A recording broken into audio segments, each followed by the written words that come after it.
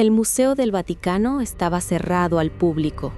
Solo el sonido de las máquinas de climatización y el murmullo distante de los pasillos mantenían con vida aquel templo del conocimiento. En la sala de restauración, la tenue luz amarillenta caía sobre una enorme caja de madera recién llegada de Egipto. La etiqueta, apenas legible, tenía una fecha, pero ningún nombre. Paolo Zanella observaba en silencio, con los brazos cruzados y el ceño fruncido. El aire cargado de polvo antiguo le raspaba la garganta. Había pasado años excavando en el desierto, pero nunca había sentido algo como eso. Una presencia densa, casi eléctrica, que parecía extenderse desde el interior del sarcófago hasta el suelo de mármol del museo. «No hay registros de esa tumba», dijo Paolo, rompiendo el silencio. «Ni en los archivos del Cairo ni en los del British Museum. Nada.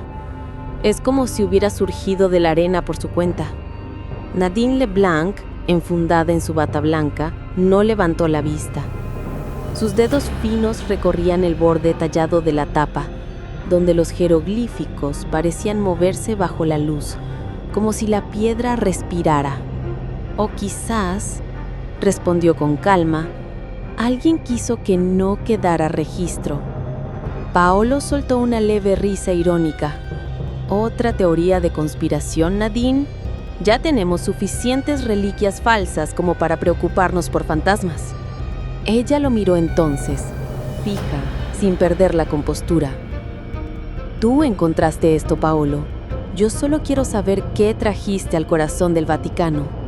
La tensión entre ambos llenó la sala, pero también había algo más, una expectación compartida, un reconocimiento silencioso de que estaban ante algo que podía reescribir páginas de historia o borrar otras. Nadine se inclinó sobre el sarcófago y con un movimiento lento comenzó a limpiar la superficie cubierta de polvo. Debajo emergió un rostro tallado con precisión perturbadora. Una figura femenina de mirada alzada, los ojos grabados con pigmento negro aún brillante. Por un instante, creyó verlos parpadear. El sonido lejano de un reloj marcó las 11. Paolo dio un paso atrás, incómodo. Nadine no se movió. El aire se había vuelto más frío, como si algo dentro del sarcófago escuchara. «Mañana lo abriremos», dijo ella en voz baja, sin apartar la vista. «Pero esta noche, dejémosla descansar».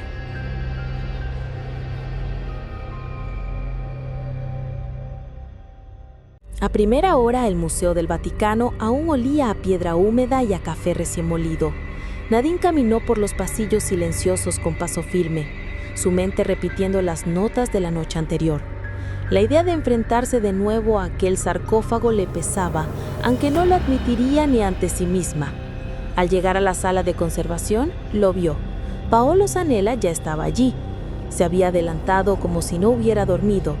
«No podía esperar», dijo él sin voltear. Sus ojos estaban fijos en la caja de piedra, apenas iluminada por la luz gris del amanecer. Nadine no respondió. Se calzó los guantes, ajustó la máscara y comenzó el ritual académico de cada apertura. Ninguna palabra más, solo el roce del metal al retirar los sellos y el gemido bajo de la piedra al levantarse la tapa. Dentro, envuelto en una oscuridad seca y olor a resina milenaria, reposaba un cuerpo, una momia, pero no como las que solían encontrar en las cámaras reales o tumbas de alto rango. Las vendas eran más finas, dispuestas con una precisión que rayaba en lo obsesivo. Parecía haber sido envuelta con devoción o con miedo. «Está intacta», susurró Nadine, inclinándose para observar los pliegues. «No hay fracturas. Las capas son tan finas que se transparentan. Paolo, esto no tiene sentido. Las técnicas de vendaje no coinciden con ninguna dinastía conocida». Paolo se acercó. El aire se sentía espeso, cargado. Los jeroglíficos del sarcófago parecían murmurar bajo la luz de la lámpara. «¿Qué dicen los símbolos?», preguntó él. Los estudió con el ceño fruncido. «No lo sé. No es egipcio antiguo. No del todo. Algunas formas son similares, pero otras parecen más antiguas, antes del lenguaje incluso. Un chasquido seco cortó el aire. Las luces del techo titilaron y luego todo se apagó. El museo quedó sumido en una oscuridad tan densa que parecía absorber el sonido. Nadine levantó la vista hacia la ventana. Ni un solo rayo de luz. La claridad del amanecer había desaparecido. Paolo corrió hacia los ventanales y descorrió las cortinas con fuerza. Afuera, el cielo estaba negro, no gris ni nublado, negro absoluto. Las cúpulas del Vaticano apenas se distinguían bajo una penumbra irreal, como si la noche se hubiera estancado sobre la ciudad. «Esto no es un eclipse», murmuró Paolo, su voz apenas audible. «No hay registro de uno hoy». Nadine se acercó lentamente. Ambos quedaron frente al vidrio, observando un Roma sumida en un silencio antinatural. Ningún pájaro, ningún rumor de la calle, solo el palpitar leve de su propia respiración. Entonces, algo cayó detrás de ellos. Un sonido metálico, seco. Nadine giró. Una de las mesas de trabajo vibraba, temblando como si fuera sacudida por una fuerza invisible. Los instrumentos comenzaron a saltar, rodando y cayendo al suelo. «¡Paolo!», gritó, retrocediendo. Las vitrinas tintinearon. El aire se llenó de un zumbido profundo, una vibración que no provenía de ninguna parte y de todas al mismo tiempo. Y luego el silencio. De ese silencio emergió una voz. No era humana, era suave, tan suave que parecía venir desde el fondo de la tierra, pero con una profundidad que atravesaba el pecho. «No puedo respirar». El silencio era espeso, una quietud que dolía en los oídos. Nadine y Paolo corrieron hacia el sarcófago, empujados por un impulso primario, miedo.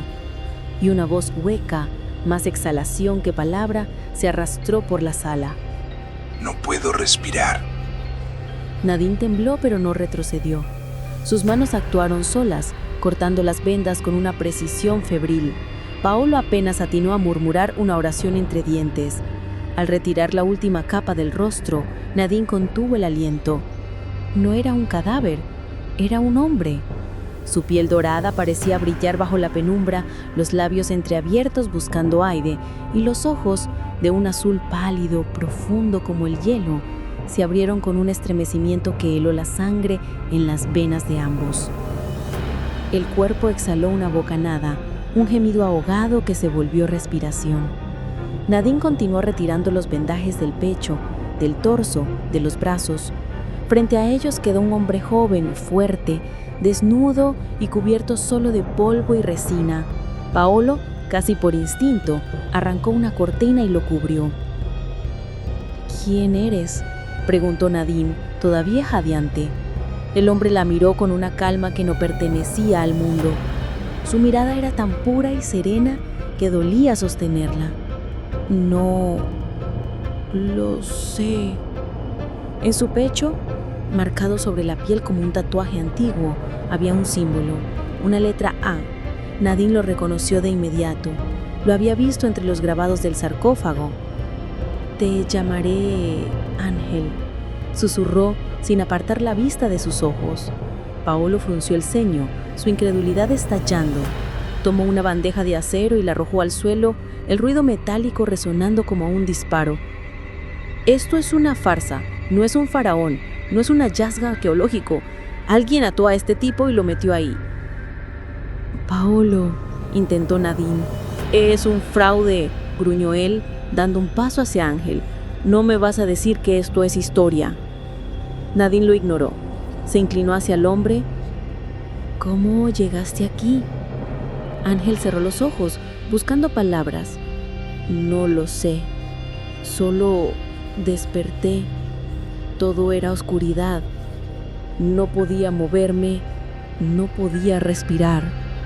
La sinceridad en su voz desarmó incluso el escepticismo de Paolo, aunque no del todo. «Llamaremos a la policía», dijo con firmeza. «No», respondió Nadine mirándolo. «Primero averiguaremos qué es esto.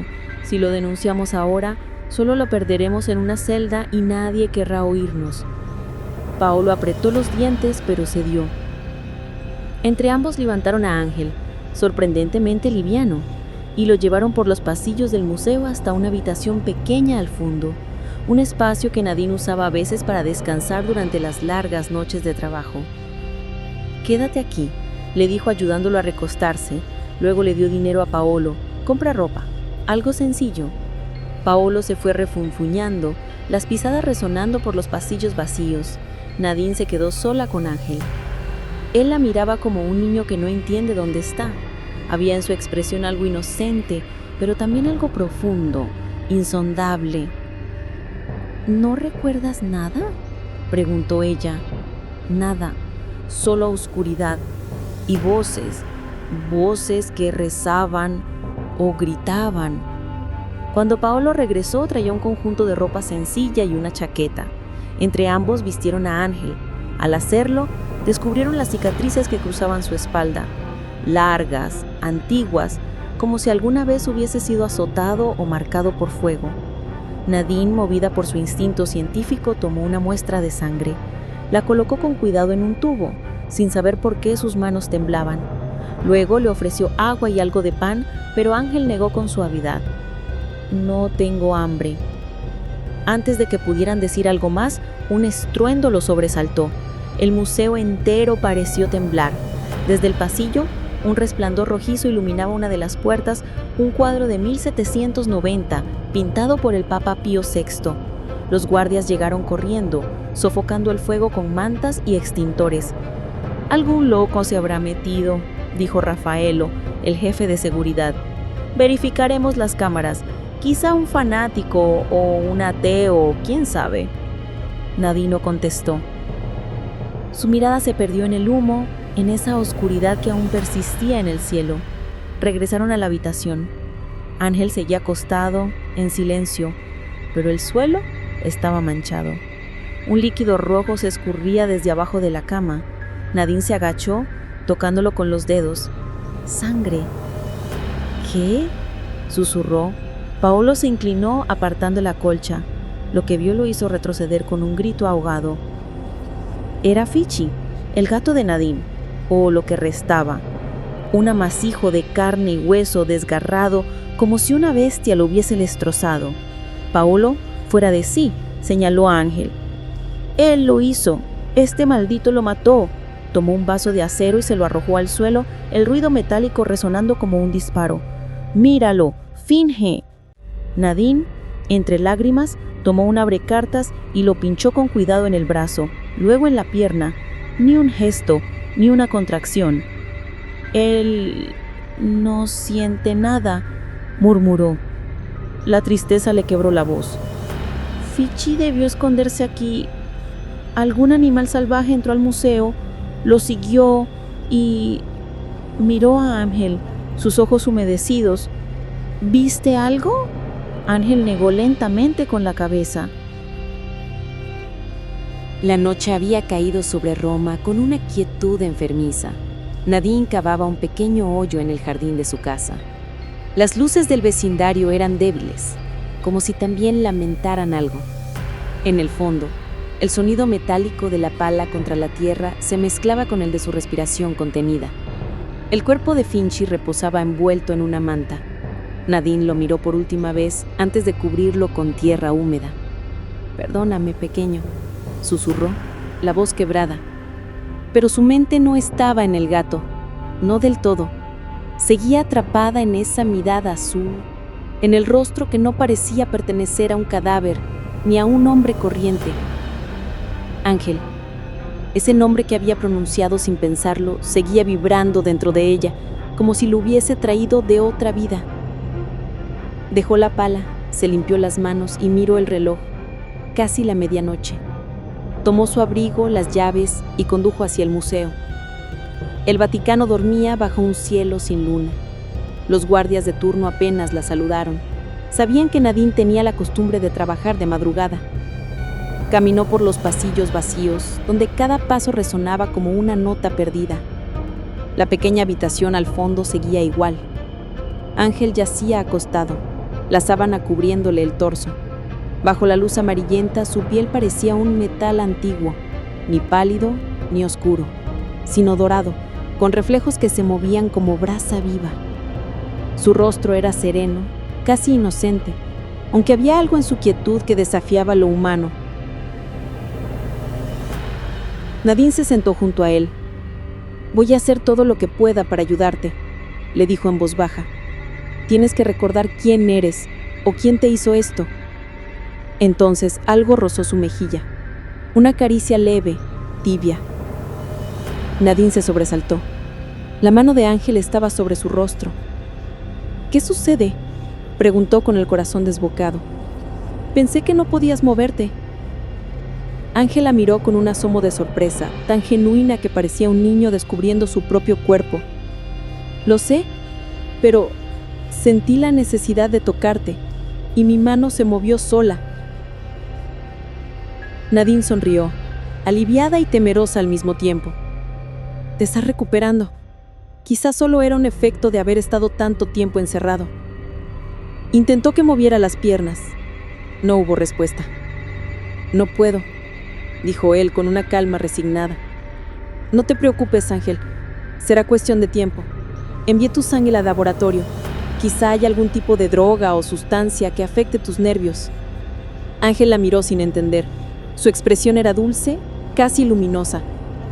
«No entiendo tus palabras», dijo. «No importa», respondió ella, perdiéndose en sus ojos. El sonido de pasos interrumpió la quietud. La puerta se abrió bruscamente y Paolo entró, agitado, con el rostro pálido. «Nadine, tenemos que entregarlo a las autoridades. No he podido dormir. Está en mi cabeza. Ese hombre no es un hombre. Hay algo maligno en él, algo que no pertenece aquí». Nadine trató de calmarlo. «Paolo, escucha, no sabemos qué pasó, no podemos abandonarlo. Si lo entregamos, nadie buscará respuestas». «¿Respuestas?», replicó él, apartándola. «Si tú no haces lo correcto, yo lo haré». Ella trató de detenerlo, poniéndose frente a él. Paolo, cegado por la paranoia, la empujó con fuerza. Nadine cayó al suelo, golpeándose el brazo. Entonces una voz tronó detrás de él. «¡Basta!». Paolo se giró. Ángel estaba de pie. Su cuerpo, antes inmóvil, se erguía ahora con una firmeza casi sobrenatural. La sábana cayó al suelo. Su mirada era fuego contenido. Paolo retrocedió, paralizado. «No, no puede ser». Corrió fuera de la habitación, tropezando con las sombras del pasillo. Nadine, aún en el suelo, lo miró boquiabierta. «¿Lograste ponerte de pie? ¿Cómo lo hiciste?». Ángel bajó la vista hacia ella. «Solo quise ir hacia ti cuando te vi caer, y mi cuerpo me obedeció». Nadine no supo qué responder. Sintió que algo dentro de ella se fracturaba, la frontera entre la ciencia y lo imposible. A kilómetros de allí, Paolo llegó a su casa. No encendió las luces, solo se sirvió un trago y miró su reflejo en la ventana. «El análisis de sangre», recordó. Nadine lo había mandado al laboratorio esa mañana. Tomó el teléfono, nadie contestó. Miró el reloj, 2:13 a.m. Apretando los dientes, tomó las llaves del auto y condujo hasta el laboratorio.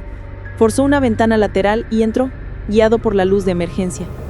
El eco de sus pasos parecía seguirlo con un ritmo distinto al suyo. En la sala de archivos encontró una carpeta con el nombre de Nadine Leblanc. Dentro, los resultados. Los leyó una vez, luego una segunda, y la sangre se le heló. El aire se volvió espeso, pesado como una marea invisible. Las luces parpadearon una vez y se apagaron. La oscuridad lo devoró todo. «¿Quién está ahí?», murmuró Paolo retrocediendo. El silencio respondió. Luego un zumbido leve como un suspiro creció en el aire. Paolo sintió un mareo.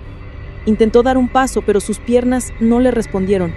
Algo lo empujó al suelo con una fuerza invisible, brutal. «¡No! ¡No puedo!». Un grito se quebró en la garganta. El peso sobre su cuerpo aumentó. No podía respirar. Algo le oprimía desde adentro, una presión que ardía bajo la piel. Unas marcas negras comenzaron a formarse en su cuello, expandiéndose como raíces.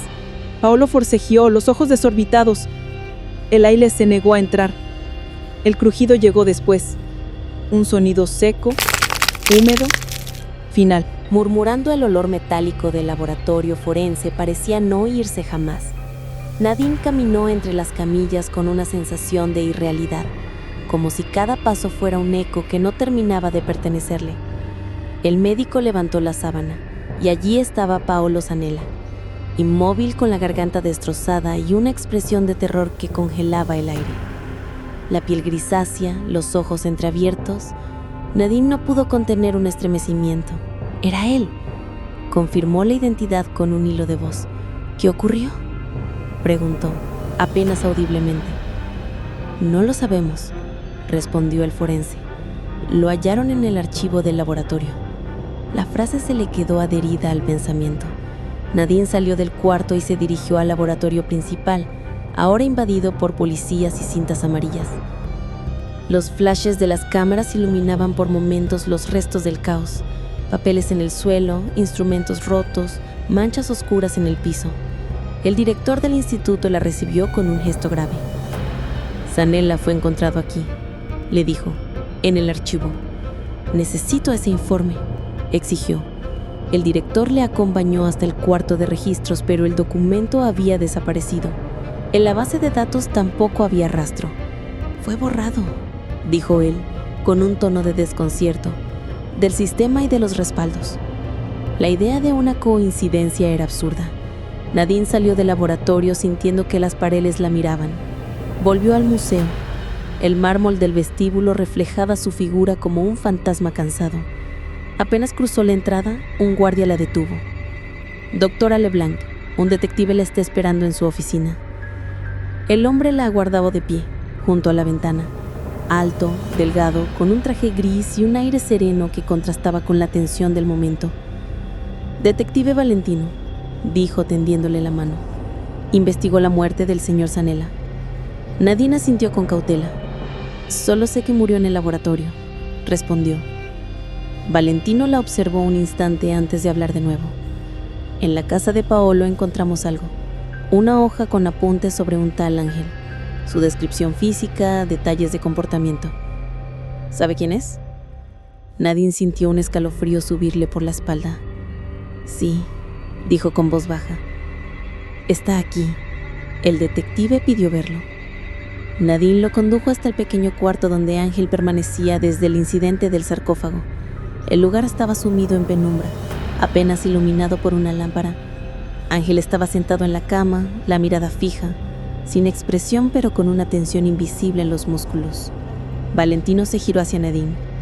Gracias, prefiero hablar con él a solas. Ella asintió y salió, cerrando la puerta tras de sí. Desde el pasillo el silencio era casi absoluto. Las páginas de los libros se multiplicaban sobre la mesa, atlas iconográficos, tratados sobre epigrafía, manuscritos de apócrifos y tomos polvorientos que Nadine no abría desde sus años de estudiante. Pasó la noche buscando coincidencias, repitiendo mentalmente cada curva de los símbolos del sarcófago, cada trazo grabado en el pecho de Ángel. Nada coincidía. No era egipcio. No pertenecía a ninguna lengua que sus años de trabajo le hubieran enseñado. La impotencia le clavó una punzada en la nuca. Si la ciencia no daba respuestas, tendría que mirar a otros hermanamientos del conocimiento, mitos, superstición, la cartografía de lo que la humanidad llama mal. Con la incertidumbre aplastando su pecho, volvió al cuartito donde había dejado a Ángel y a Valentino. La puerta estaba entreabierta. Empujó y la visión la heló. Valentino, desnudo, hincado, la cabeza baja ante Ángel. Sus manos cubrían las del detective, que temblaba. Ángel lo miraba con una expresión que no era humana. Desprecio antiguo, el gesto calculado de quien ve desperdicio. Nadine dio un paso atrás.